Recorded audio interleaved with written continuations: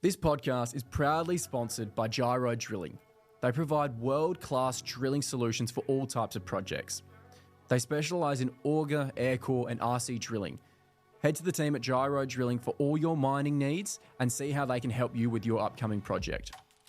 Hello, I'm Ben Kostrich and this is the Market Bull Podcast. As this podcast grows, every subscriber helps. From those of you who watch this on YouTube or to those that listen on Spotify and Apple, every follower helps. If you do this one favour and hit follow on whatever platform you find us on, I promise I will continue to look and find fascinating people across the world and bring their perspectives to you. Thank you and enjoy this episode.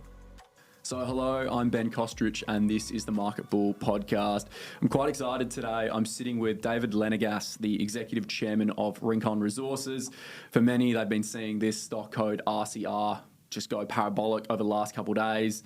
I've spoken with Gary a few times and there's just a lot of interest in the company. But firstly, welcome to the show, David. Yeah, hi Ben. Yeah, no, it's good to be here. A bit jet lagged. I just flew in last night from London after a week in the States. Yeah, and we were talking before, you've really come here because there's a lot of things happening with Rincon amongst others. But well, I know I was looking at coming in a couple of weeks' time because I'm chairman of a couple of companies here, but things have sort of escalated somewhat of importance. So, with all the drilling that's going on, there was a call to arms, so I'm here quite quickly, yeah. Yeah, we'll go through a lot of what's happening, but I always like to understand who I'm sitting with in the room and where they've come from. And if someone's never heard of David Lenigas and they're clicking on this podcast, talk about your history and how you've sort of created your, I guess, a bit of your empire. Oh, gosh, where do I start? No, we're in Perth. I lived here for a while. I worked in Kalgoorlie for some years with the Mines Department. Did my Kalgoorlie School of Mines mining engineering degree and left 1988 to go and head up the operations in Fiji for Emperor Mines at the time. I think it was market capped at, I think we got it up to about number 48 on the whole ASX. It was that big. And then I sort of went corporate from there. But, even though I'm in the mining business, from a profession perspective, I'm a bit of a globalist. I moved to London, Europe, 23 years ago, and it sort of made my career over there. Yeah, you've had a global appetite. When I was going through your, I wouldn't say resume, but just your list of things and activities that you've done, you've got, there's probably places you haven't been, but I'd assume that most of them you've worked in. And if we drill down, polite pun, on Rincon Resources, talk to us about how that opportunity came to yourself and just about it, if no one's ever heard of it before. Yeah, look, I was a shareholder in Rincon right from the get-go when it listed. I liked the play that they had up at Telfer, which Gary spent a fair amount of time, effort and money sort of developing before the big push now into Kirakara and everything out at Arunta. So I'd been following it for a while. And then after COVID, a couple of the big institutional brokers here in Perth asked me to come across and chair a few companies, which I did, and I'm still chairman of, both of which I think have got very good prospects this year. And then company number 3 was, some of the major shareholders asked me if I could come in and take control as chair of Rincon at the time, and that was about a year and a bit ago.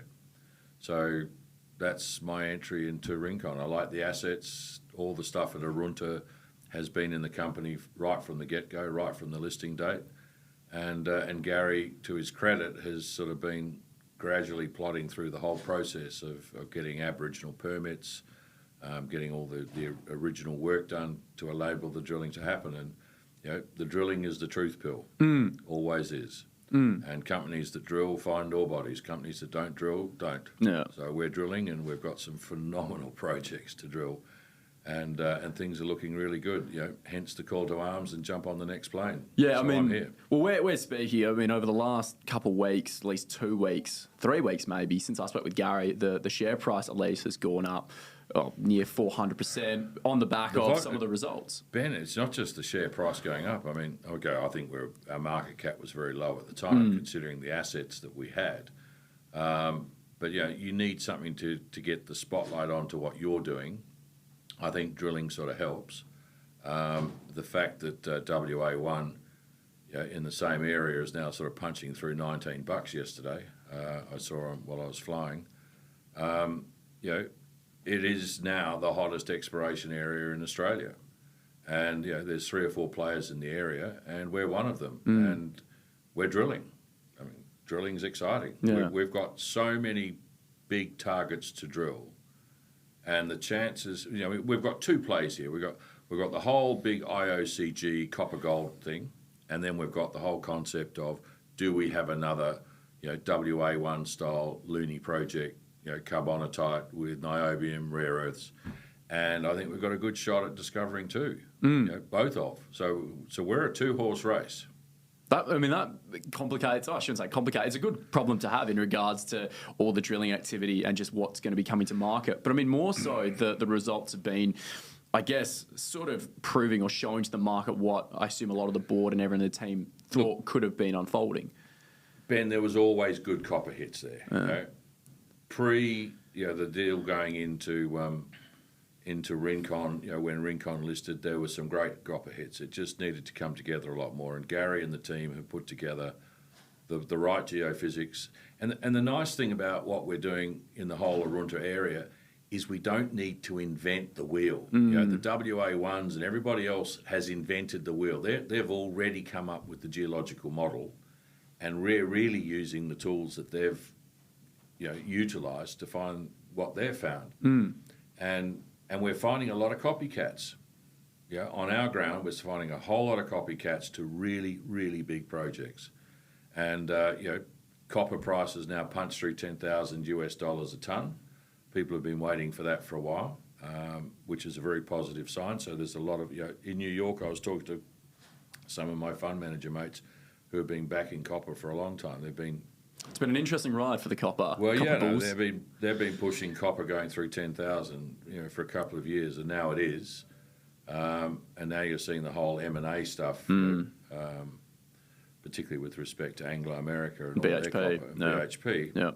So copper's in pretty big demand, and IOCGs are typically monster copper projects. So we're pretty excited about what we've got and what we're looking for. So then, I mean, on the scale of, again, bringing this picture to the market, there's already been a fair bit of interest, as you said, because of a little bit of WA1, but you guys got the benefit of, as you said, niobium potentials and then the IOCG side of it. Going forward, you've got a bit of drilling results, geophysics to come, at least probably by time. We've got a lot of stuff to come. Yeah, what's the timeline roadmap looking like? Ben, I'm going to be fairly cautious on what I say. And I have to be very measured in how I put what I think we're coming up with, because I want the market to hear it first and not hear it from me. I'd rather it went through the regulatory news channels. We've finished the second diamond drill hole, which went to 650 odd metres. It was drilling the Bakali project. Bakali is the area where we've had some very good sort of copper hits in the upper zones. I don't want to say any more on that. Okay. But we announced the other day that we have a number of new targets from the gravity. Great names. So then in regards to when can people anticipate this coming out? And there's going to be so much new. I know Gary's in the mood to keep the market regularly informed. There'll be a news release on where we're going here, I think, at least every 2 weeks. Yeah. So the market's not going to have to wait for long. We feel like we've got a tiger by the tail here now. The nice thing about diamond drilling and core is you can see what you're finding while you're drilling. It's a bit different than looking at drill chips as they come up from an RC rig. I like RC drilling from where we sit because we can drill more projects quicker. The problem there is you've got to wait to get your drill chips sort of sent off for assay, whereas at least with core you can see it, log it, analyse it, PXRF it, and get a fairly good idea what you're actually looking at. But the RC drilling phase, which has started now, is going to cover a lot of projects. We announced, I think yesterday, that's 2,000 metres initial program. I said to Gary, keep the ball alive, because I think we'll be not only 2,000 metres, but potentially keep drilling. I mean, if we keep finding what we think we're going to find, there's no reason to stop drilling. Yeah. Yeah. I mean, that means sets a pretty exciting outlook for you guys, and that's really just, well, the excitement that's happened over the past handful of Ben, weeks I've been and months. involved in a lot of exploration companies, and exploration. And I always say to everybody I speak to, most explorationists go broke. Paddy Hannon, the guy who found Kalgoorlie, died a poor man. Exploration companies, it's a difficult job in its nature. If it was that easy, everybody would be finding major deposits day in, day out. I've been involved in a lot of exploration plays over my sort of professional career, and this is probably one of the most exciting. That's a big thing. Given your history in what you've done, I mean, this must give you a fair bit of confidence. So, looking at how, the impact that this potential discovery could have in regards to Australia, we've got to call it a discovery, right? No, you've got to be careful with your. You've got to be careful with the nomenclature, right? Yeah. So, a discovery is. And I said this to Gary last night, concepts of what are discovery holes. Picali has already had a number of holes in the top of it. And they were drilled sort of well before the assets went into the company when it listed. So what actually constitutes a discovery? There's some big upside to everything we're doing there. Yeah. And where there's smoke, there's fire in this arrangement, and that whole sort of West Arunta and Arunta area. This is a very unexplored 800-pound gorilla country type stuff. Yeah. Yeah, because when I was speaking with Gary, I mean, the land mass that you guys have in that region is quite massive. And he was talking about the potential of different drill targets, I guess, connecting the two as more drilling comes underway. Yeah, look, right now we've got 6 priority 1 targets. And this, we put a diamond drill hole into the first 2, and they're IOCGs. We've got another 4 priority 1 targets and probably 3 or 4 priority 2 targets, all of which require drilling. So the RC phase we're doing now is going to stick the first few holes into projects that have never been drilled before. But the gravity and the magnetics, they're all coalescing to say, drill me, drill me, drill me.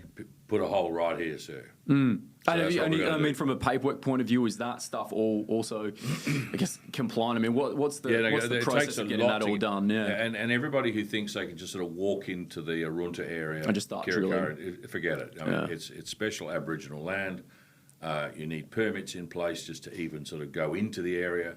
And once you get permits, then you've got to negotiate each program and heritage clearance site by site. Gary has a great relationship, and the Rincon team have a great relationship with the Aboriginal tribe up there, and the people that benefit from that whole arrangement. And when I spoke to Gary on it last night, he says that particularly with respect to what else is going on in Western Australia with heritage surveys, he said that he's got a fabulous relationship.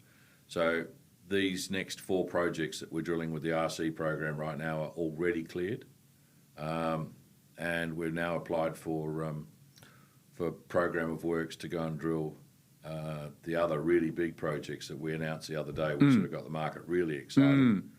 And I think Gary was saying we're hopefully going to have another heritage survey stint sometime around about early May. Well, we're in May now, aren't we? So it's in the... Okay, so late May. Late May, okay, yeah. Yeah, late May. Yeah. In which case we could be drilling in June. Jeez.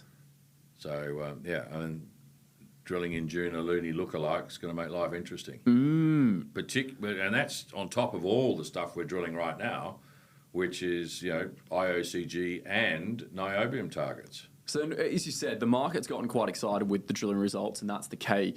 Do you feel that it's mostly coming in because of what's happening in the copper, and then, of course, like rare earths have been a difficult market for the last 24, 36 months? Rare earths are difficult. And poor old Yangibana seems to be suffering from a rare earth.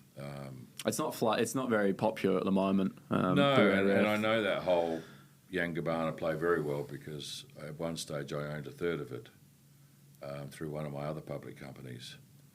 And the guys have done a great job to get it where it is. Twiggy's now a major shareholder in the play, but right now everyone's sort of a bit out of love with that whole Yangibana play in the Gascoyne.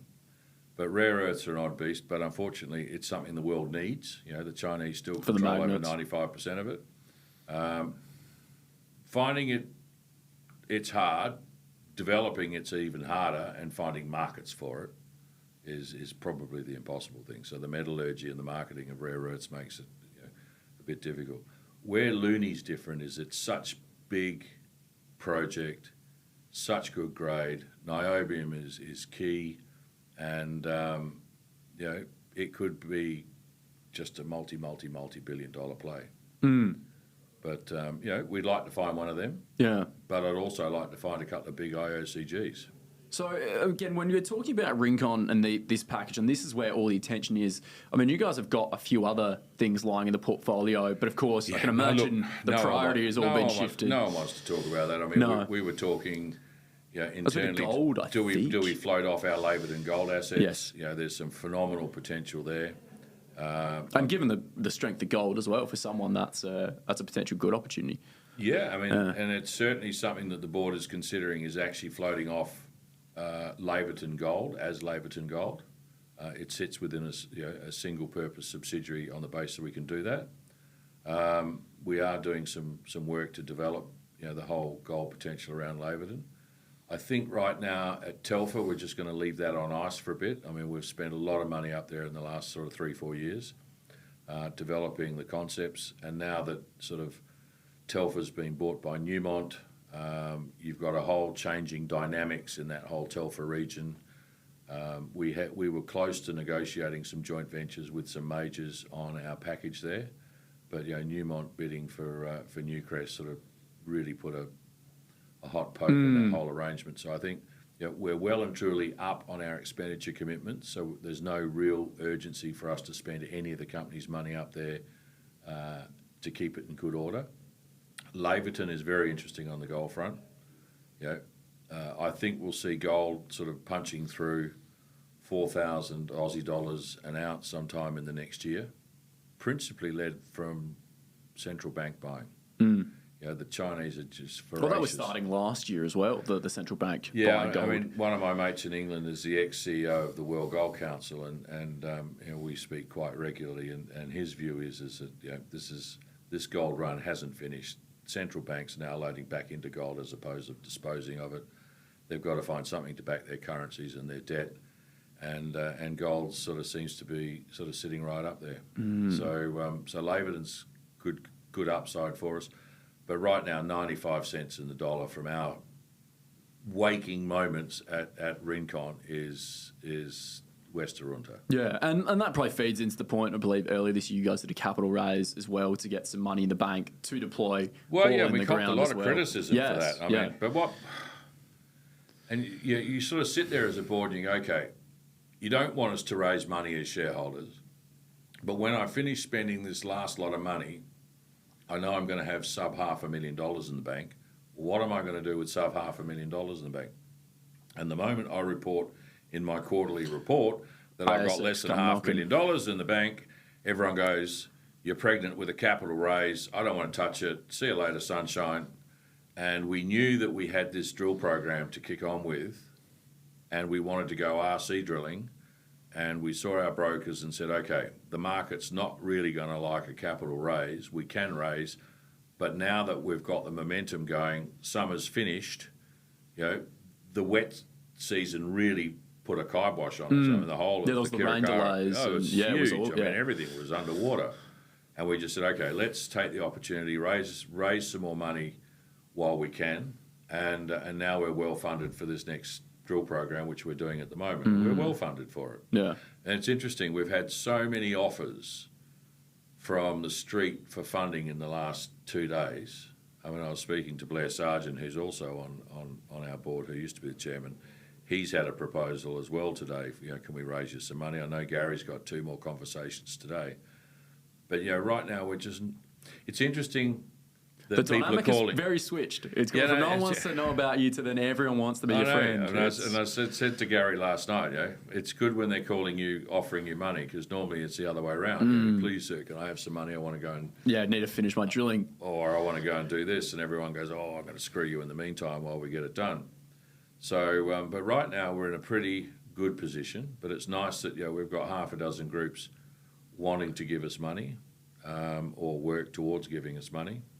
So, but right now, you're funded, you're ready to go with this current program. Well, we're public, so you always raise money. Yes. Right? So we're an exploration company. We're just not ready to raise money right now. No. I think there's a lot of value add that we can bring to this company before we consider pushing the button. But you never say never as a public company with respect to money raise. Yeah. And I think, as we know, in the exploration game, it's really the only way to get a bit of access unless you bring in a joint venture or a potential other partner. The other thing too is raising money also broadens your share base, your shareholder base. Because if I look at Rincon historically in the last year, it hasn't moved much, and it's been the right hand selling to the left hand, selling to the right hand, selling to the left hand. To get a stock to be more active, you need to spread your shareholder base. Now, that's obviously happened in the last 4 days. I mean, I haven't added it all up, but I'm fairly sure in 4 days we've traded more shares than all the shares on issue in the company. Jeez. I mean, we've got 220 million shares on issue. We did 90 million shares alone yesterday.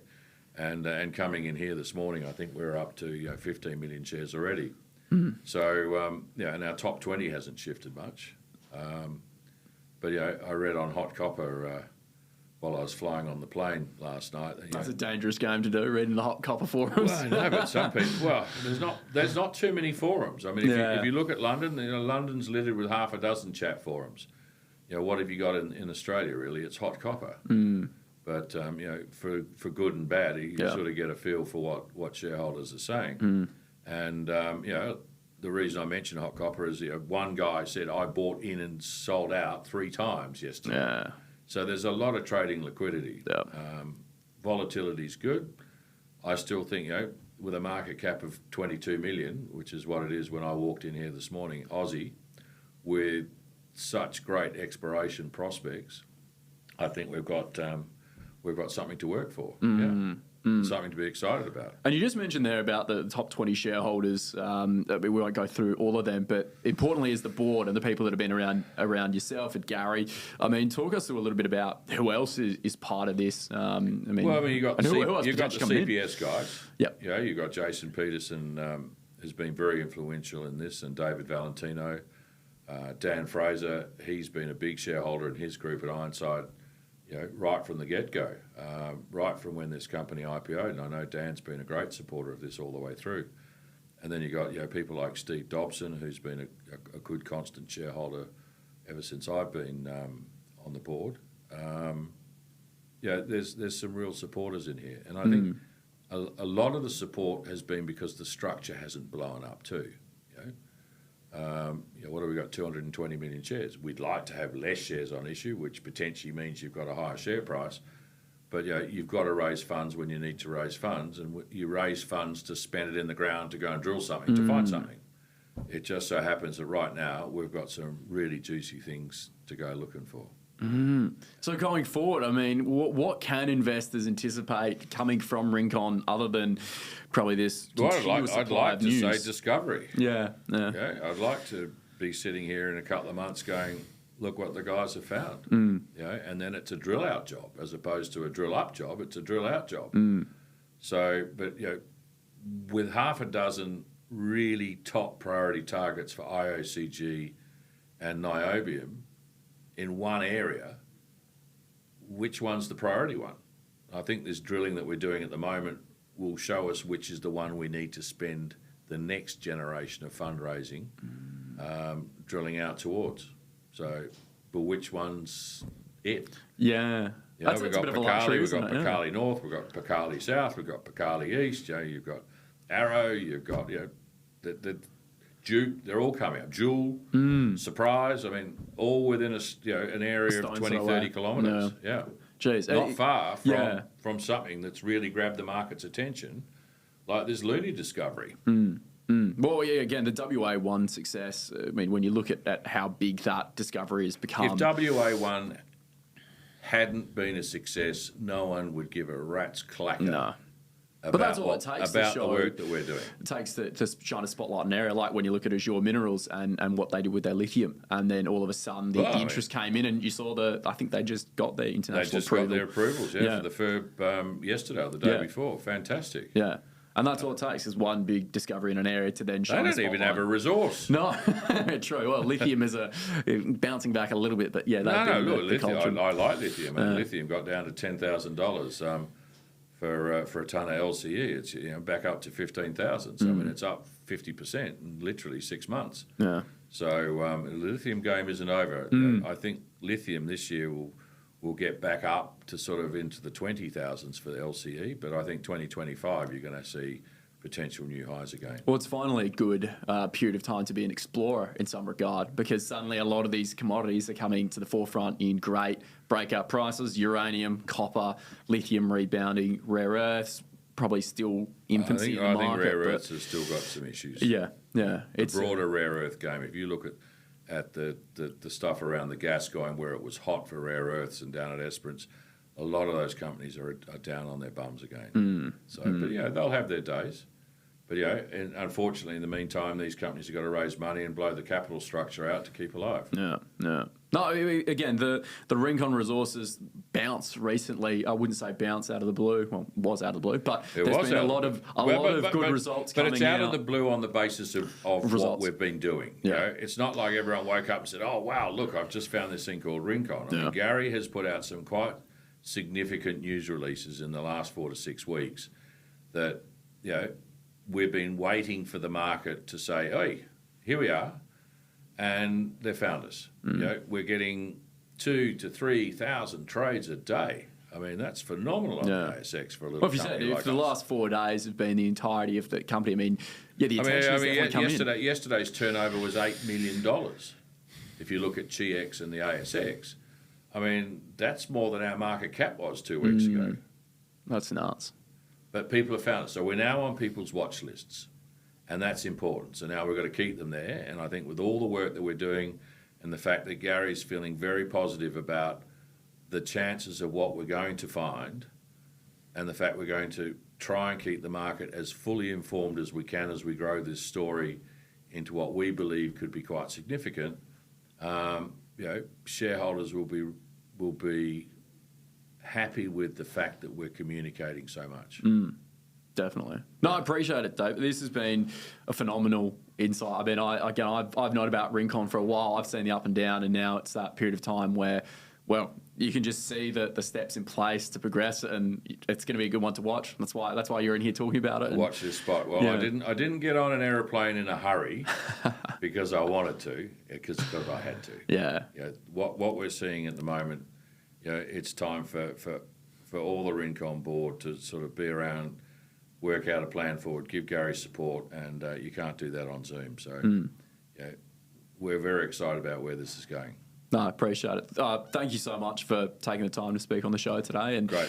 Yeah, it's before you probably fly off, and then I'm sure you'll be back again soon. I'm here for 10 days. It's always good to come back to Perth. Sort of my roots were sort of here from a mining perspective, and I've got some Rivers Gold and Odessa stuff to sort out.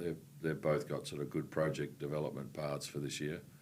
It's time to get busy there too. So, but right now this is Rincon. Yeah, I have to get you back to talk about all those other ones in the future. But no, thank you so much, David. And Ben, it's been great.